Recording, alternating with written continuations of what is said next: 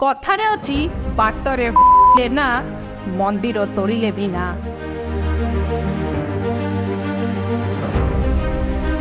ठीक से पड़ी कांग्रेस नेता राहुल गांधी सबु समय निजर विवादपूर्ण मंतव्य को नहीं चर्चा रे थांती। हेले एथरक कथाटा टिके बिगिड़ी जाइछि। कथा और सभा समिति रे सीमित होई नाही, दांडरे पड़ी हाटरे गड़िबा भली राहुल गांधी को मंतव्य एबे सभारु जाई कोर्ट रे पहुंचिलानी।